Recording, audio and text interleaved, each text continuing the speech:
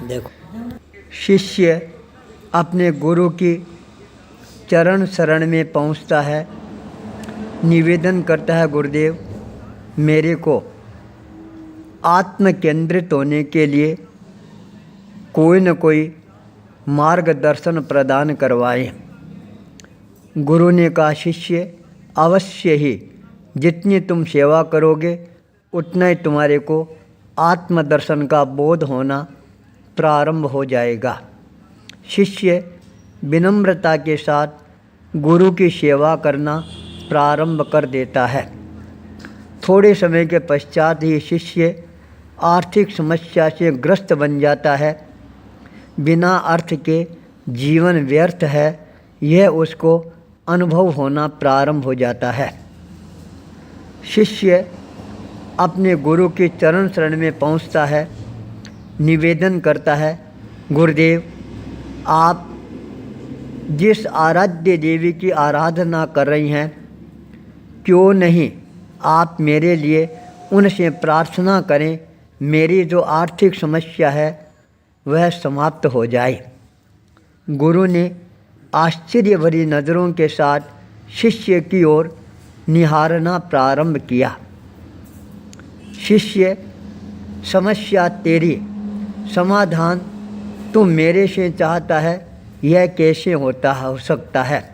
सामने देवी माँ का मंदिर है, तुम स्वयं देवी माँ के चरणों में पहुँचो और अपनी समस्या है वह प्रस्तुत करो।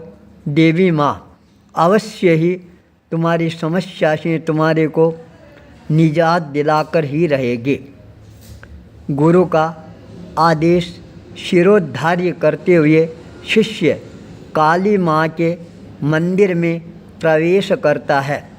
दोनों हाथ जोड़कर मस्तक को झुकाकर जब माँ के सामने कुछ मांगने के लिए खड़ा होता है, मुखारबिंद से एक ही शब्द निकलता है, माँ तुम मुझे भक्ति प्रदान करो। इतना कहकर बाहर आ जाता है। गुरु ने पूछा, क्या मांगा माँ से? शिष्य ने कहा, गुरुदेव मेरे मुखारबिंद से तो निकला, माँ मेरे को भक्ति प्रदान करो। गुरु ने कहा, भक्ति से तुम्हारी समस्या का समाधान होने वाला नहीं है। एक बार पुनः माँ के चरणों में पहुँचो, फिर वरदान मांगने का प्रयास करो। शिष्य फिर देवी माँ के चरणों में पहुँचता है, विनम्रता के साथ निवेदन करना प्रस्तुत करता है, पर शिष्य के मुखारबिंद से फिर वही शब्द निकलता है, माँ मेरे को भक्ति प्रदान करो। शिष्य वापस बाहर आ जाता है। गुरु ने पुनः प्रश्न पूछा, बेटा क्या वरदान मांगा आज देवी माँ से? शिष्य ने विनम्रता के साथ कहा, गुरुदेव मेरे मुखारबिंद से तो एक ही शब्द निकला, माँ मेरे को भक्ति प्रदान कराओ। गुरु ने कहा, शिष्य ऐसे कैसे काम चलेगा? पुनः देवी माँ की शरण में जाओ और देवी माँ से वरदान मांगो।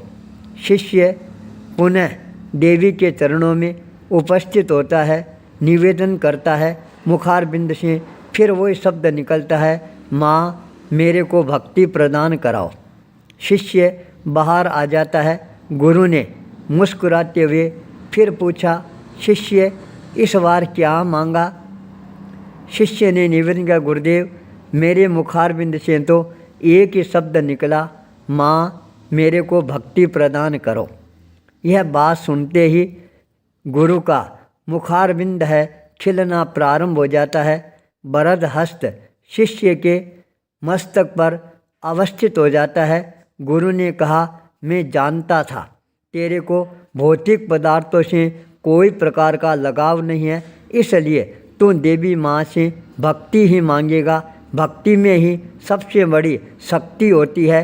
वही शिष्य आगे जाकर इस संसार के अंदर स्वामी विवेकानंद के नाम से प्रसिद्धि प्राप्त कर लेता है। विवेकानंद का तीसरा नेत्र खोलने वाले गुरु के रूप में उभर कर सामने आते हैं स्वामी रामकृष्ण परमहंस। भक्ति से ही शक्ति की प्राप्ति होती है। आचार्य भूपेंद्र।